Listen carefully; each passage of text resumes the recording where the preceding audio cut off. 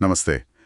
आज हम एक बड़ी दिलचस्प किताब पर बात करने वाले हैं, दीर्घायु यानी life span, David A Sinclair की लिखी हुई। ये सिंक्लेयर हार्वर्ड मेडिकल स्कूल में जेनेटिक्स के प्रोफेसर हैं। मैथ्यू लाप्लांटे के साथ मिलकर लिखी है ये किताब।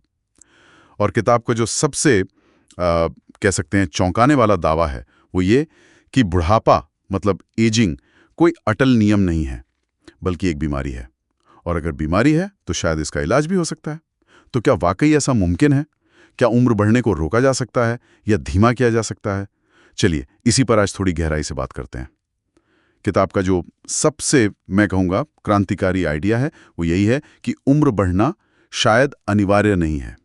आमतौर पर हम क्या करते हैं, उम्र से जुड़ी बीमारियां जैसे हार्ट प्रॉब्लम है, कैंसर है, अल्जाइमर है, इनका अलग अलग इलाज ढूंढते हैं। पर सिंक्लेयर कह रहे हैं कि इन सब की जड़ तो एक ही है, खुद उम्र बढ़ने की प्रक्रिया। उस पर फोकस क्यों ना करें? बिल्कुल, ये जो पारंपरिक सोच है ना, उसे ये पूरी तरह से चुनौती देता है। सिंक्लेयर इसे एजिंग की सूचना सिद्धांत या इंफॉर्मेशन थियोरी ऑफ एजिंग से समझाते हैं। आप ऐसे सोचिए, हमारे शरीर में दो तरह की जानकारी है। एक तो है हमारा डीएनए जो डिजिटल जानकारी जैसा है, एकदम पक्का, और दूसरा है एपिजीनोम। ये एनालॉग जानकारी की तरह है। एनालॉग जैसे कोई पुरानी कैसेट टेप। हाँ, कुछ वैसा ही समझ लीजिए। ये एपिजीनोम ही तय करता है कि कौन सा जीन कब काम करेगा, कब बंद रहेगा। सिंक्लेयर का मानना है कि समय के साथ ये एनालॉग जानकारी मतलब एपिजेनेटिक जानकारी वो खराब होने लगती है। जैसे टेप घिस जाता है ना, या उस पे खरोच आ जाती है, इसी को वो एपिजेनेटिक नॉइज कहते हैं। और जब ये जानकारी गड़बड़ाने लगती है तो कोशिकाएं अपना फंक्शन भूलने लगती हैं। बिल्कुल, वो अपना सही काम करने की क्षमता खो देती हैं। अच्छा, तो मतलब ये जो बुढ़ापे के सारे लक्षण हम देखते हैं, झुर्रियां पड़ना, बीमारियों का बढ़ता खतरा, ये सब असल में इसी इंफॉर्मेशन लॉस का नतीजा है। ये तो वाकई सोचने का बिल्कुल नया तरीका है। सही कहा आपने।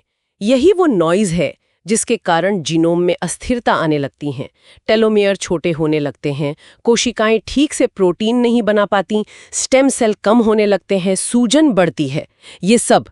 लेकिन बात यहीं खत्म नहीं होती।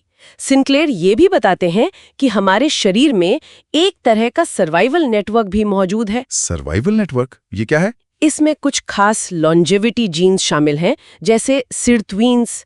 ये नेटवर्क तब सक्रिय होता है जब शरीर पर हल्का तनाव पड़ता है। हल्का तनाव जैसे कि कैलोरी कम खाना या इंटरमिटेंट फास्टिंग करना, जिसे हम रुक रुक कर उपवास कहते हैं, या फिर तेज व्यायाम करना या ठंडे तापमान का अनुभव करना। इसे हॉर्मोसिस कहते हैं। ये हल्का तनाव ना शरीर के लिए एक तरह का वेकअप कॉल होता है। अच्छा। हाँ, ये शरीर को कहता है कि भाई मरम्मत पर ध्यान दो, सुरक्षा बढ़ाओ। ये उन बिगड़ी हुई एपिजेनेटिक जानकारी को ठीक करने में मदद करता है। तो मतलब अपनी लाइफस्टाइल में बदलाव करके हम अपने अंदर के इस डिफेंस सिस्टम को, इस मरम्मत वाले सिस्टम को जगा सकते हैं। पर क्या इसके अलावा भी मतलब सीधे तौर पर साइंस इसमें कुछ कर रहा है इस सॉफ्टवेयर को ठीक करने के लिए? हाँ, बिल्कुल। शोध उस दिशा में भी बहुत तेजी से आगे बढ़ रहा है। एक तरफ तो NAD+ जैसे मॉलिक्यूल हैं, इनके स्तर को बढ़ाने वाले सप्लीमेंट्स पर काम हो रहा है, जैसे NMN या NR। ये NAD+ जो है वो सिरटुइन्स जैसे मरम्मत करने वाले प्रोटीन्स को काम करने के लिए एनर्जी देता है। अच्छा। दूसरी तरफ मेटफॉर्मिन जैसी दवाएं भी हैं जिन पर रिसर्च चल रही है कि क्या वो एजिंग पर असर डालती हैं। और सबसे आगे की जो बात है वो है एपिजेनेटिक रीप्रोग्रामिंग। हाँ, इसमें यामानाका फैक्टर्स नाम के कुछ प्रोटीन्स का इस्तेमाल होता है। सिंक्लेयर की लैब ने इनका उपयोग करके बूढ़े चूहों की आंखों की रोशनी लौटाने में सफलता पाई है। क्या बात है, चूहों की आंखों की रोशनी लौटा दी? हाँ, ये एक तरह से उस एपिजेनेटिक जानकारी को रीसेट करने जैसा है। ये सब तो सुनने में बिल्कुल साइंस फिक्शन जैसा लग रहा है। सिंक्लेयर तो मानते हैं कि भविष्य में 120 साल से ज्यादा जीना शायद आम बात हो जाए।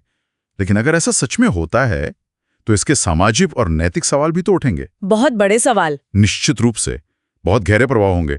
सोचिए, अगर लोग बहुत लंबा और स्वस्थ जीवन जीने लगें तो समाज का पूरा ढांचा ही बदल जाएगा। रिटायरमेंट की उम्र क्या होगी? स्वास्थ्य सेवाओं पर कितना बोझ बढ़ेगा? जनसंख्या का क्या होगा? संसाधनों का बंटवारा कैसे होगा? ये सब बहुत बड़े मुद्दे हैं। हाँ, ये तो है। और ये भी याद रखना जरूरी है कि विज्ञान जगत में भी अभी इस पर पूरी सहमति नहीं है।